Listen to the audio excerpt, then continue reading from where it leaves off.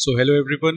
बिहार के लिए बीपीएससी के एग्ज़ाम के लिए एक इम्पॉर्टेंट टॉपिक आता है आपके एग्ज़ाम में, वो है बिहार लेजिस्लेटिव काउंसिल के बारे में।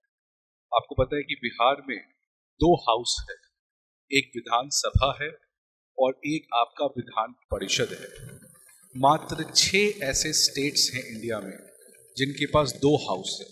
मोस्टली इंडिया में जितने भी स्टेट्स हैं उन सभी के पास एक हाउस होता है विच is the legislative assembly.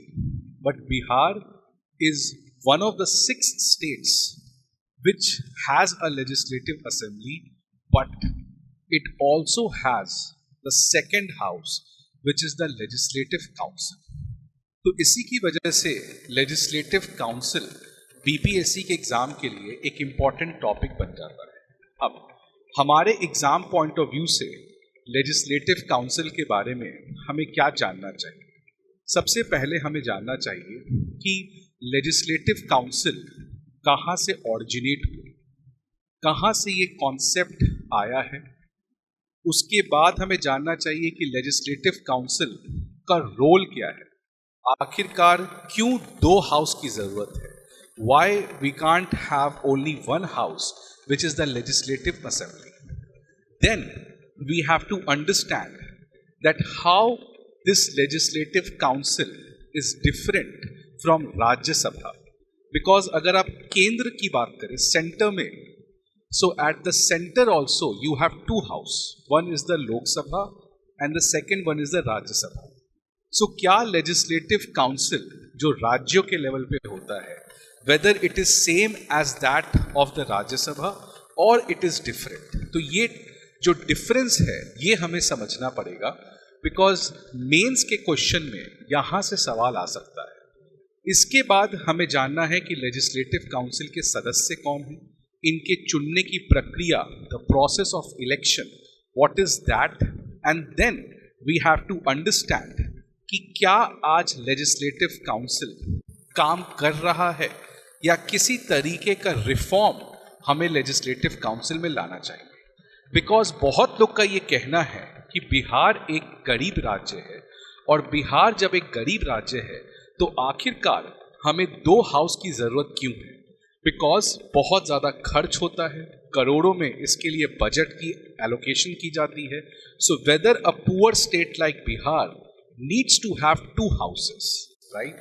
And if yes, then what are the reforms which we can bring in the legislative council to ensure that it functions properly, right? तो इन broad themes के ऊपर legislative council को हमें prelims और mains दोनों के aspect से हमें समझना जरूरी है। So this image you can see, this image is of Bihar Vidhan Parishad, जिसको इंग्लिश में हम बिहार लेजिस्लेटिव काउंसिल भी कहते हैं। Now before we move on, सबसे पहले आपको समझना है कि स्टेट के 3 ऑर्गन्स होते हैं। एक ऑर्गन होता है लेजिस्लेचर, दूसरा ऑर्गन होता है एग्जीक्यूटिव और तीसरा ऑर्गन होता है जुडिशरी। ये 3 ऑर्गन मिलके किसी देश को चलाते हैं। लेजिस्लेचर का काम है लॉ को बनाना, एग्जीक्यूटिव का काम है लॉ को इंप्लीमेंट करना। जब लॉ लेजिस्लेचर ने बना दिया, उसको फिर इंप्लीमेंट करने का जिम्मा it lies with the executive.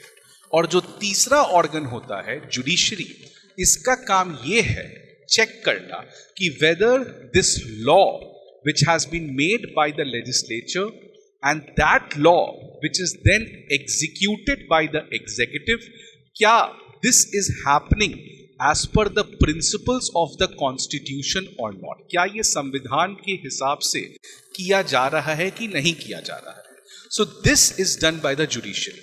So what we have to study as of now is legislature, which means law बनाने की बात कर रहे हैं। सो लेजिस्लेचर का काम है लॉ बनाना। देश के लिए लॉ कौन बनाता है? पार्लियामेंट। राज्यों के लिए लॉ कौन बनाता है? State government, right? So parliament makes the law for India and parliament has 2 houses, Lok Sabha and Rajya Sabha. राज्यों के लिए लॉ बनाया जाता है, उसमें कुछ स्टेट्स में केवल एक हाउस है विच इज द लेजिस्लेटिव असेंबली, और कुछ स्टेट्स के पास 2 हाउस मिल के लॉ बनाते हैं, विच is the legislative assembly and legislative council. इसीलिए लेजिस्लेचर को हम 2 तरीके से क्लासिफाई कर सकते हैं। One is the unicameral legislature, which means only 1 house. Bicameral legislature मतलब 2 हाउस। तो अगर बिहार की बात करें तो Bihar has a bicameral legislature because we have 2 houses, legislative assembly and then we have the legislative council. Now, before we talk about state legislative council, हमें पहले यह समझना है लोकसभा और राज्यसभा। बिकॉज मैंने पहले भी कहा कि देश के लिए जो लॉ बनाया जाता है वो लॉ बनाता है पार्लियामेंट, और पार्लियामेंट हमारा बाइकैमरल है बिकॉज पार्लियामेंट में we have Lok Sabha and we have Rajya Sabha. Lok Sabha और राज्यसभा ये 2 हाउस क्या है? लोकसभा में जो लोग चुन के जाते हैं वो डायरेक्टली इलेक्टेड होते हैं। आपको पता है कि 2024 में लोकसभा का चुनाव हुआ था, तो लोकसभा में जितने भी मेंबर ऑफ पार्लियामेंटेरियंस होते हैं, जो कि सांसद होते हैं, इनको चुनता कौन है? Directly the people like you and me, right? So Lok Sabha consist of directly elected people, whereas Rajya Sabha का इलेक्शन अलग होता है। लोकसभा में डायरेक्ट इलेक्शन होता है, which means it is elected directly by the people, but Rajya Sabha का इलेक्शन इनडायरेक्ट होता है। इनडायरेक्ट कहने का मतलब कि people do not directly elect them, because people do not participate in the Rajya Sabha election. Rajya Sabha के जो सांसद होते हैं उनके चुनाव में लोगों की पार्टिसिपेशन नहीं होती है। देन कौन पार्टिसिपेट करता है? तो उसको पार्टिसिपेट कौन करता है? उसको इलेक्टोरल कॉलेज कहते हैं। तो राज्यसभा के चुनाव में पीपल डू नॉट पार्टिसिपेट, तो फिर पार्टिसिपेट करता कौन है? एक इलेक्टोरल कॉलेज होता है। इलेक्टोरल कॉलेज का मतलब group of people who are eligible to vote.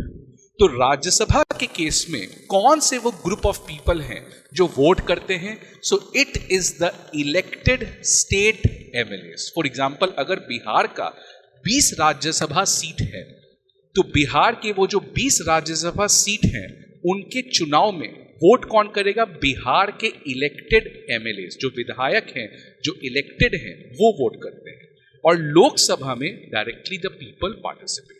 तो इसीलिए सेंटर के लेवल पे पार्लियामेंट में आपको ये लोकसभा और राज्यसभा करके 2 हाउसेस की प्रोविजन है यहाँ पे। Now if we talk about the state legislative council, so you can see that the state legislative council, इसको हम विधान परिषद भी कहते हैं, इसको हम अपर हाउस भी कहते हैं। और ये कहां पे पाया जाता है? उन राज्यों में जहां पे you have a bicameral legislature. So only in दो states which has a bicameral legislature आपको लेजिस्लेटिव असेंबली मिलेगा और लेजिस्लेटिव काउंसिल मिलेगा। लेजिस्लेटिव काउंसिल को विधान परिषद और अपर हाउस कहते हैं, लेजिस्लेटिव असेंबली को विधानसभा और लोअर हाउस भी कहते हैं। It is modelled after the Rajya Sabha. तो ये जो लेजिस्लेटिव काउंसिल है, इसको किस बेसिस पे हमने डिजाइन किया है? तो जैसे राज्यसभा पार्लियामेंट के लेवल पे है, उसी लेवल पे we have design the Rajya Sabha, we have design the legislative council at the state level. Now comes the question कि किन स्टेट्स के पास बाइकैमरल लेजिस्लेचर है, मतलब कितने स्टेट्स इंडिया के पास जिनके पास 2 हाउसेज हैं। तो as of now only 6 states, केवल 6 राज्यों के पास बाइकैमरल लेजिस्लेचर है। बिहार, महाराष्ट्र, आंध्र प्रदेश, कर्नाटका, तेलंगाना और उत्तर प्रदेश। तो ये 6 राज्यों, आपको नाम इसके याद रखने हैं कि these 6 states have legislative council. Now comes the question कि इसकी origin कैसे हुई, कहां से ये कॉन्सेप्ट ऑफ बाइकैमरल लेजिस्लेचर आया, किसने इंट्रोड्यूस किया कि 2 हाउसेज होंगे, राइट? तो ये सब चीजें हमें जानना चाहिए। सो सबसे पहले किसी ने अगर इस तरीके का बाइकैमरल लेजिस्लेचर का कॉन्सेप्ट इंट्रोड्यूस किया तो वो ब्रिटिशर्स थे। ब्रिटिशर्स ने गवर्नमेंट ऑफ इंडिया एक्ट 1935 लाया था। उस 1935 के एक्ट में पहली बार ये बात किया गया था कि कुछ राज्यों में, जिसको उस समय प्रोविंस कहा करते थे, कुछ राज्यों में 2 हाउसेस होंगे। For example Bihar province British India के समय एक बहुत इंपॉर्टेंट प्रोविंस था, और उस समय गवर्नमेंट ऑफ इंडिया एक्ट 1935 के अंदर कहा गया था कि बिहार जो प्रोविंस है उसके पास 2 हाउसेस होगा। सो बिहार की जो लेजिस्लेटिव काउंसिल की जो ओरिजिनेशन है ये इंडिपेंडेंस के पहले से चली आ रही है, जिसको हमने रिटेन किया है। So government of India act 1935 में पहली बार इन चीजों के बारे में बात किया गया था। अब देश आजाद हो गया, तो देश आजाद हो गया तो अब देश को कैसे चलाया जाएगा? गवर्नमेंट ऑफ इंडिया एक्ट 1935 तो आजादी के पहले की कानून थी। जैसे देश आजाद हुआ so government of India act 1935 तो फेल हो गया, इररेलेवेंट है। सो लेजिस्लेटिव काउंसिल की प्रोविजन हमारे आजाद भारत की जो कॉन्स्टिट्यूशन थी वहां पे कुछ प्रोविजंस को डाला गया था, जिन प्रोविजंस में ये डिस्कशन किया गया है legislative council, right. So constitution of India जो भारत का संविधान है उसमें 3 आर्टिकल हैं, आर्टिकल 169, आर्टिकल 171 और आर्टिकल 172। ये 3 ऐसे आर्टिकल हैं जो लेजिस्लेटिव काउंसिल के बारे में बात करते हैं। अगर हम बात करें आर्टिकल 169 के बारे में, तो आर्टिकल 169 बहुत इंपॉर्टेंट आर्टिकल है। इस आर्टिकल में डिस्कस किया गया है कि अगर किसी राज्य को लेजिस्लेटिव काउंसिल बनाना है या किसी राज्य को लेजिस्लेटिव काउंसिल को समाप्त करना है तो कैसे किया जाएगा। फॉर एग्जाम्पल झारखंड के पास इस समय यूनिकैमरल लेजिस्लेचर है, which means Jharkhand only has a legislative assembly. Now if Jharkhand wants to create another house which is the legislative council, then कैसे करेगा? या फॉर एग्जाम्पल बिहार जो कि बाई कैमरल लेजिस्लेचर है, legislative assembly as well as a legislative council. अगर बिहार सरकार को या बिहार विधानसभा को यह लगता है कि अब लेजिस्लेटिव काउंसिल की कोई जरूरत ही नहीं है, तो फिर बिहार कैसे लेजिस्लेटिव काउंसिल को समाप्त कर सकता है? सो बनाने और समाप्त करने की प्रक्रिया आर्टिकल 169 में डिस्कस है। इसमें क्या कहा गया है कि अगर किसी भी स्टेट को लेजिस्लेटिव काउंसिल बनाना है या हटाना है, उसके लिए वहां की जो विधान सभा है विच is the Bihar legislative assembly, उसको एक रिजोल्यूशन पास करना पड़ेगा। रिजोल्यूशन का मतलब एक प्रोपोजल पास करना पड़ेगा। सो बिहार विधानसभा को एक प्रोपोजल पास करना पड़ेगा, और कोई भी प्रोपोजल पास करने के लिए एक वोटिंग होता है। सो बिहार विधानसभा में एक वोटिंग होगा, उस वोटिंग में कौन सा मेजॉरिटी चाहिए, तो it is special majority. Special majority का मतलब एक बड़ा मेजॉरिटी होता है। यहां पे आपको हम डिस्कस नहीं करवा रहे हैं, कहीं और इसको हम लोग डिस्कस करेंगे, बट आप ऐसे समझिए कि अगर बिहार विधानसभा को, बिहार विधान परिषद को खत्म करना है तो बिहार विधानसभा को एक प्रोपोजल एडॉप्ट करना पड़ेगा, पास करना पड़ेगा। उस प्रोपोजल के लिए जो वोटिंग होगा, उस वोटिंग में कौन सा मेजॉरिटी चाहिए, एक बड़ा मेजॉरिटी चाहिए, which is known as a special majority. अब ये प्रोपोजल किसके पास जाएगा? क्या गवर्नर के पास जाएगा? क्या प्रेसिडेंट के पास जाएगा? This proposal will go to the parliament. ये प्रस्ताव अब पार्लियामेंट के पास जाएगा।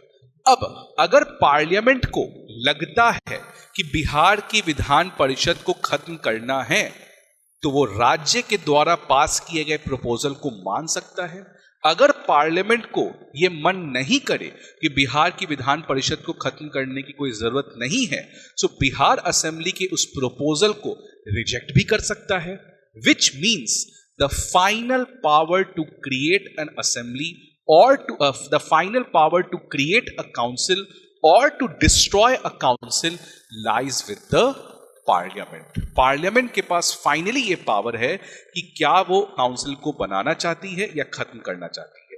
राज्य केवल एक प्रपोजल, एक प्रस्ताव पार्लियामेंट के पास रख सकता है। अगर मान लो पार्लियामेंट बिहार सरकार की बात मान जाती है, बिहार विधानसभा ने जो प्रपोजल पास किया उसको पार्लियामेंट मान जाती है, तो उसके लिए संविधान को अमेंडमेंट करना पड़ेगा, और संविधान को अमेंड करके बिहार की जो लेजिस्लेटिव काउंसिल है उसको समाप्त करना पड़ेगा। अब संविधान को अमेंडमेंट करने की बहुत लंबी प्रक्रिया है, बहुत जगह इसके बारे में चर्चा है। संविधान को कहीं कहीं पे अमेंड करने के लिए बहुत आसान तरीके से किया जाता है, विच मीन्स पार्लियामेंट में अगर सिंपल मेजॉरिटी से उस अमेंडमेंट को हम पास कर दें तो हमारा अमेंडमेंट हो जाएगा। लेकिन कुछ चीज जो पार्लियामेंट को अमेंड करना है उसके लिए पार्लियामेंट को एक बड़ा मेजॉरिटी चाहिए, विच इज स्पेशल मेजॉरिटी। तो आर्टिकल 169 में कहा गया है कि अगर लेजिस्लेटिव काउंसिल को बनाना या हटाना, इसके लिए अगर संविधान को अमेंड करने की जरूरत है, देन उसको पार्लियामेंट सिंपल मेजॉरिटी से कर सकती है। सो इसी चीज के बारे में आर्टिकल 169 में लिखा गया है कि स्टेट, मान लो बिहार सरकार को लेजिस्लेटिव काउंसिल को खत्म करना है, सो बिहार विधानसभा को एक रिजोल्यूशन पास करना होगा, कितने मेजॉरिटी से, स्पेशल मेजॉरिटी से। अब पार्लियामेंट ये बात मान भी सकती है या नहीं भी मान सकती है। अगर पार्लियामेंट मानती है तो संविधान को अमेंड करके बिहार के लेजिस्लेटिव काउंसिल को समाप्त करना पड़ेगा। उसके लिए कौन सी मेजॉरिटी चाहिए? तो सिंपल मेजॉरिटी चाहिए। मतलब सिंपल, आपको एक चीज याद रखना है कि बनाना और हटाना, इसकी final authority it does not lie with the state, rather it lies with the parliament, right? Now, the next question or the next article is 171. Article 171 talks about the composition of State Legislative Council. कि इस State Legislative Council की composition क्या होगी? Article 172 में बात किया गया है कि इस काउंसिल की ड्यूरेशन क्या होगी। आपको पता है कि विधानसभा की ड्यूरेशन 5 साल होती है। अगर आप एक विधायक बन रहे हो लेजिस्लेटिव असेंबली के, then you have a duration of 5 years। But legislative council की जो ड्यूरेशन है वो 5 साल की नहीं होती है, बल्कि it is for the 6 years। तो ये आर्टिकल 171 और 172 बात करता है। तो आपको एग्जाम पॉइंट ऑफ व्यू से यू हैव टू नो कि कहां कहां पे हमारा संविधान लेजिस्लेटिव काउंसिल के बारे में बात करता है। नाउ, क्या पर्पस है, क्यों लेजिस्लेटिव काउंसिल को बनाने की जरूरत हुई? जब लेजिस्लेटिव असेंबली है बिहार का, जब बिहार विधानसभा है, और बिहार विधानसभा के मेंबर को चुनते कौन है? बिहार के नागरिक, बिहार के रेसिडेंट्स। देन क्यों आपको एक दूसरा हाउस चाहिए, which is the Vidhan Parishad? तो इसके मोटा मोटी 2 इंपॉर्टेंट पर्पस है। There are 2 very important purpose. First is the quality control of legislation. देखिए, विधानसभा क्या है, उसको जनता डायरेक्टली चुनती है। कभी कभार विधानसभा जनता को खुश करने के लिए कोई भी बिल ला सकता है या कोई भी पॉलिसी ला सकता है, जो पॉलिसी जनता को लग रहा है उनके लिए अच्छा है, बट इन जनरल वो बिहार के हित में नहीं है। तो इस चीज को कोई चेक करना चाहिए, कोई इंश्योर करना चाहिए कि विधानसभा अपने पावर का मिसयूज ना करे। तो वो चेक कौन करता है? The other house, which is the legislative council. So legislative council ensures the accountability, it ensures the check over the power exercised by the legislative assembly. The second important purpose is the representation of experts. अब आप देखिए क्या है। For example, कोई एक person है, वो person बहुत ज्यादा लाइफ में कंट्रीब्यूट कर चुका है, मान लीजिए किसी भी सब्जेक्ट में, लिटरेचर में, आर्ट में, डॉक्टरी में, इंजीनियरिंग में। एक पर्सन वेल क्वालिफाइड है, बहुत पढ़ा लिखा है, बहुत सालों का एक्सपीरियंस है। क्या ऐसे व्यक्तियों की आवाज नहीं सुननी चाहिए जब लॉ बनाया जाए? यस, सुननी तो चाहिए, तभी लॉ आपका बेटर बन सकता है। लेकिन क्या आपको लगता है that every people can win the election? No. हर एक लोगों के पास चुनाव जीतने का स्किल्स नहीं है, उनके पास कोई पॉलिटिकल बैकग्राउंड नहीं है, they do not have the financial power, वो पॉलिटिक्स से कोई लेना देना नहीं है। बट स्टिल, क्या उनको भी स्टेट के लिए जब लॉ बनाया जा रहा है तो उनका वॉइस को सुनना चाहिए? सुनना चाहिए। इसीलिए लेजिस्लेटिव काउंसिल काम आता है, बिकॉज लेजिस्लेटिव काउंसिल में जो लोग चुन के आते हैं उनको जनता नहीं चुनती है, उनको चुनने का प्रक्रिया थोड़ा अलग है, जिसको हम आगे बात करेंगे। तो ये इसीलिए है कि those people who are not able to win the elections, those people who are not able to become a member of the legislative assembly, but still those people are well qualified, those people deserve, those people are intellectual, those people have high qualifications, experience, then how to accommodate those people in the law making process, that is only possible via the route of legislative council. कैसे है इसको हम बाद में बात करेंगे. तो legislative council में you can ensure the representation of expert people. Now the next, अब काउंसिल का कॉम्पोजिशन क्या है. अब काउंसिल का कॉम्पोजिशन देखिएगा आप, तो काउंसिल का मैक्सिमम स्ट्रेंथ कितना है. अगर मान लीजिए बिहार विधानसभा की टोटल सीट 243 है. आपको पता होगा बिहार लेजिस्लेटिव असेंबली की, विधानसभा की जो सीट्स है 243 है. अब बिहार लेजिस्लेटिव काउंसिल का कितना सीट हो सकता है. तो कॉन्स्टिट्यूशन के आर्टिकल 171 में यह कहा गया है कि लेजिस्लेटिव काउंसिल की जो सीट है, मैक्सिमम सीट है, it can not be more than 1/3 of the seat of legislative assembly. तो लेजिस्लेटिव असेंबली की 1/3 से ज्यादा लेजिस्लेटिव काउंसिल की संख्या नहीं हो सकती है. Which in this case Bihar 243 divide by 3 which is 81. मतलब बिहार लेजिस्लेटिव काउंसिल की मैक्सिमम स्ट्रेंथ कितनी हो सकती है, 81, और मिनिमम स्ट्रेंथ कितनी हो सकती है, 40 मेंबर. तो कोई भी लेजिस्लेटिव काउंसिल का मिनिमम स्ट्रेंथ 40 हो सकता है और maximum 1/3 of the strength of the legislative assembly. इस चीज के बारे में बात किया गया है आर्टिकल 171 के बारे में. Now every house will have a monitor. उस हाउस को चलाने के लिए कोई मॉनिटर तो चाहिए. फॉर एग्जांपल इस क्लास का monitor, I am the teacher, I have to ensure how this class has to be conducted. Similarly every house, be it the legislative assembly और be it the legislative council, has to has a monitor, a presiding officer. So legislative council में जो monitor होते हैं उनको chairman कहते हैं और chairperson. And इनके बिहाफ में अगर मान लीजिए चेयरमैन एक्टिव नहीं है, चेयरमैन की तबीयत खराब है, तो फिर कौन चेयरमैन की तरह एक्ट करेंगे, द डेप्यूटी चेयरमैन. सो ये दोनों प्रिसाइडिंग ऑफिसर्स होते हैं जिसके बारे में आर्टिकल 171 के बारे में बात किया गया है. अब सबसे इंपॉर्टेंट सवाल कि लेजिस्लेटिव असेंबली को तो डायरेक्टली जनता ने चुनी, बट लेजिस्लेटिव काउंसिल को कैसे चुना जाता है. तो मैंने पहले भी कहा था कि राज्यसभा और जो लेजिस्लेटिव काउंसिल है, इन दोनों के चुनाव में people directly do not participate. उन दोनों को चुनने के लिए एक इलेक्टोरल कॉलेज का गठन किया जाता है, विच मीन्स कुछ सेलेक्टेड लोग इस चुनाव में वोट कर सकते हैं. इसीलिए इसको हम इनडायरेक्ट इलेक्शन भी कहते हैं. तो लोकसभा और विधानसभा उनका तो डायरेक्ट इलेक्शन हो गया, राज्यसभा और लेजिस्लेटिव काउंसिल इनका इनडायरेक्ट इलेक्शन हो गया. अब इनडायरेक्ट इलेक्शन में कौन वोट करेगा, इलेक्टोरल कॉलेज. अगर राज्यसभा की बात करें तो राज्यसभा में इलेक्टोरल कॉलेज में कौन आ जाते हैं, द स्टेट इलेक्टेड एमएलएस. तो बिहार के राज्यसभा के चुनाव में कौन पार्टिसिपेट करेगा, बिहार के elected member of legislative assembly के मेंबर्स, जितने भी एमएलए हैं वो पार्टिसिपेट करते हैं बिहार के राज्यसभा के चुनाव में. अब सवाल आता है कि लेजिस्लेटिव काउंसिल के चुनाव में कौन पार्टिसिपेट करता है. तो आप देखिए इसका काफी एलैबोरेट है. अगर हम बात करें 1/3 सीट, लेजिस्लेटिव काउंसिल का 1/3 सीट को कौन चुनेगा, द असेंबली मेंबर्स. जो एमएलए हैं बिहार के, बिहार विधानसभा के जो मेंबर हैं वो चुन के भेजते हैं 1/3 of members to the legislative council.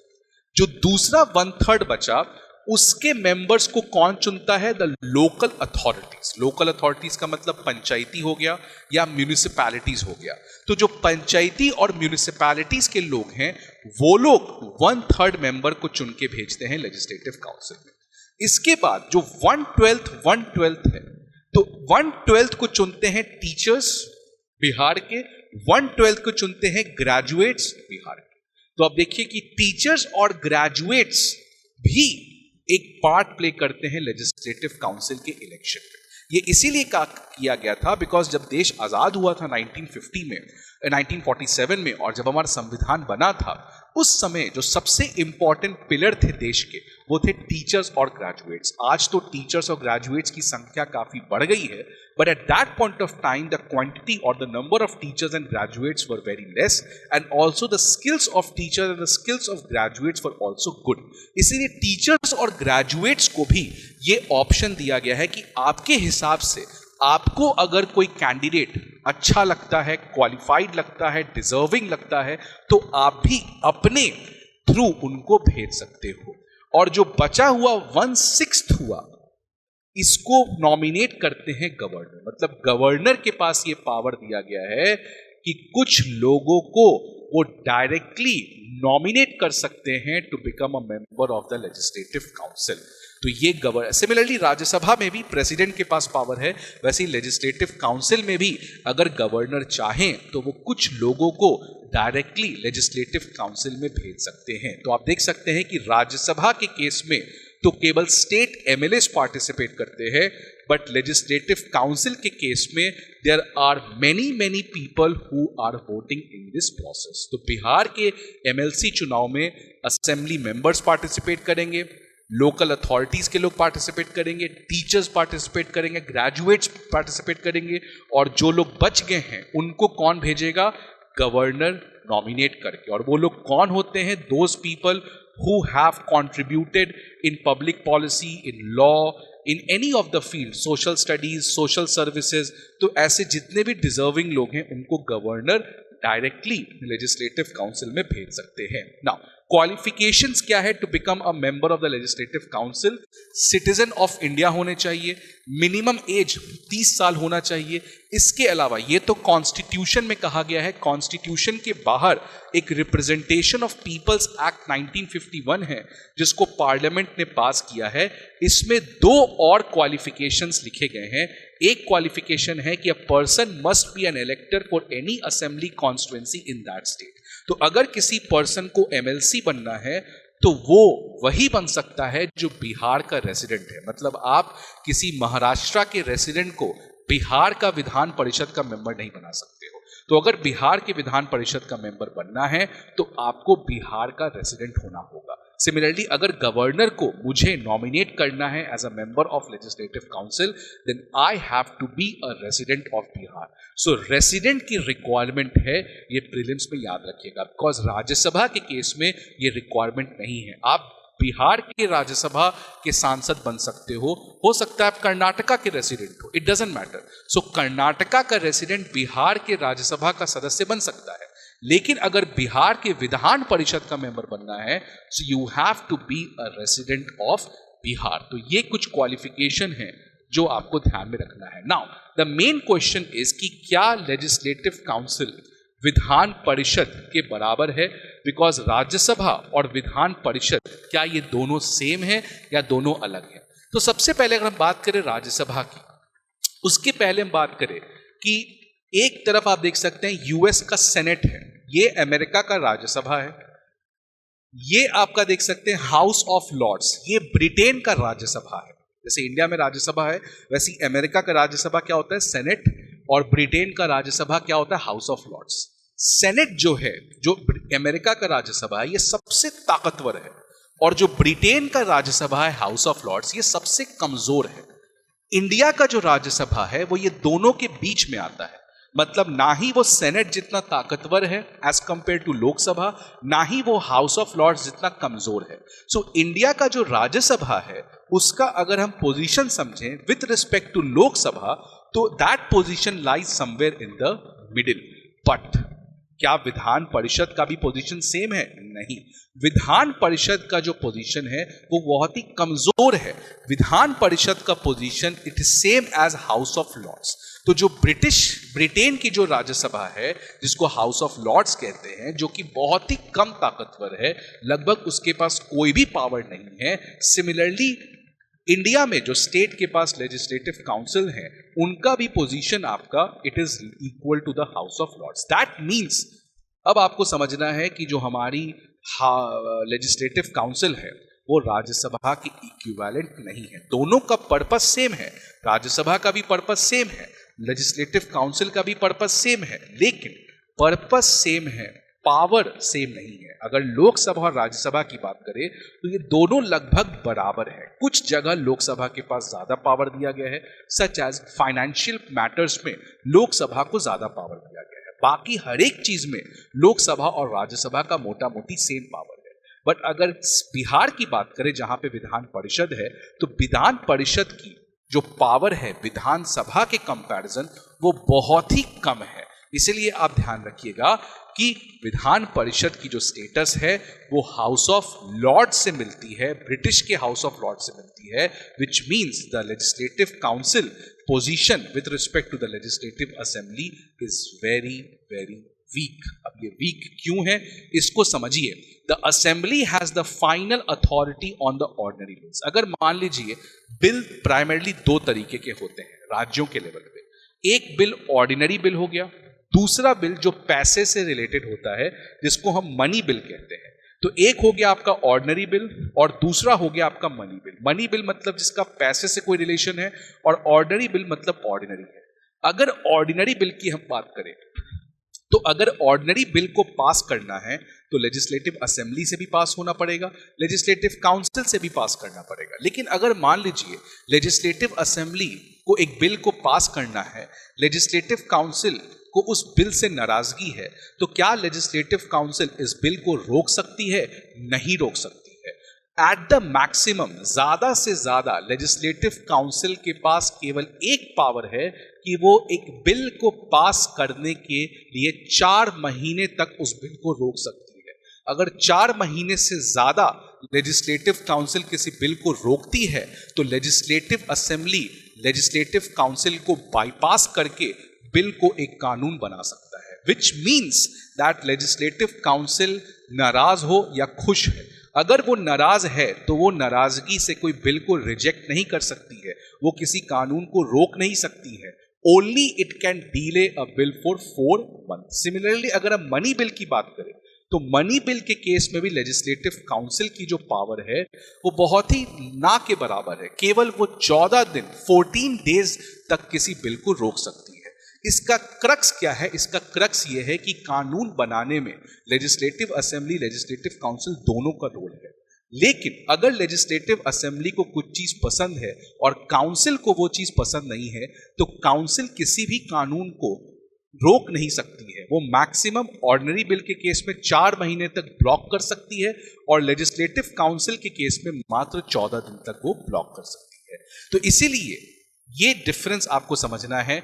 ये चीज राज्यसभा के केस में नहीं है। अगर राज्यसभा की बात करें तो कोई भी ऑर्डिनरी बिल अगर राज्यसभा को पास करना है या पार्लियामेंट को पास करना है तो लोकसभा और राज्यसभा दोनों की मंजूरी चाहिए। लोकसभा राज्यसभा को बाईपास नहीं कर सकता है। So that is what you have to understand कि लेजिस्लेटिव काउंसिल जो है वो हमारा काफी कमजोर है। अब सवाल आता है तो फिर लेजिस्लेटिव काउंसिल की जरूरत क्यों है? आप देखिए कुछ साल पहले एक न्यूज आया था कि आंध्र प्रदेश जिसके पास बाइकैमरल लेजिस्लेचर है, आंध्र प्रदेश ने कहा कि क्यों आखिरकार हमें इतने करोड़ रुपए लेजिस्लेटिव काउंसिल में खर्च करना चाहिए, क्यों ना हमें बंद कर देना चाहिए। तो सेम सवाल आपसे भी कोई पूछ सकता है कि फिर बिहार लेजिस्लेटिव काउंसिल की जरूरत क्यों है? देखिए आपको ऐसे आंसर को कैसे बोलना है कि कोई चीज अच्छे से काम नहीं कर रहा है, इसका यह मतलब नहीं है कि उस चीज की जरूरत नहीं है। लेजिस्लेटिव काउंसिल की जरूरत है तो कैसे हम रिफॉर्म कर सकते हैं? तो रिफॉर्म करने के लिए एक बहुत इंपॉर्टेंट सॉल्यूशन है, आप समझिए इसको, कि अगर राज्यसभा के इलेक्शन में स्टेट लेवल के एमएलएस पार्टिसिपेट करते हैं, इसका पर्पस है कि स्टेट का वॉइस देश के कानून बनाने समय सुना जा सके। वैसे ही क्यों ना हम ये काम करें कि विधान परिषद के चुनाव में केवल लोकल गवर्नमेंट के लोग, मतलब पंचायत के लोग और म्यूनिसिपैलिटीज के लोग, वो लोग पार्टिसिपेट करें। उससे फायदा क्या होगा कि जो पंचायती सिस्टम है, जो म्यूनिसिपैलिटी है, वो अपने प्रतिनिधित्व को लेजिस्लेटिव काउंसिल में भेज सकता है। इससे जो ग्रास रूट एम्पावरमेंट है, जो लोकल गवर्नमेंट है, वो और ज्यादा स्ट्रांग हो जाता है। बिकॉज गांधी जी के हिसाब से ग्राम स्वराज में the power lies with the people. Gandhi ji has always advocated for strengthening the panchayat and municipalities. इसीलिए हमें लेजिस्लेटिव काउंसिल के इलेक्शन में रिफॉर्म लाना पड़ेगा और rather than teachers, graduates, MLAs इतने लोग को वोटिंग पावर देना, आप केवल एक काम कर सकते हैं कि लेजिस्लेटिव काउंसिल के चुनाव में केवल लोकल गवर्नमेंट के लोग पार्टिसिपेट कर सकते हैं। इससे वी कैन एंश्योर कि जो रूरल गवर्नमेंट है वो और ज्यादा स्ट्रेंथन किया जा सके। तो ये एक शॉर्ट डिस्कशन था ओवर द लेजिस्लेटिव काउंसिल। इसके अलावा और भी बहुत सारी चीजें लेजिस्लेटिव काउंसिल को, which we will discuss in the next class. Thanks for watching it.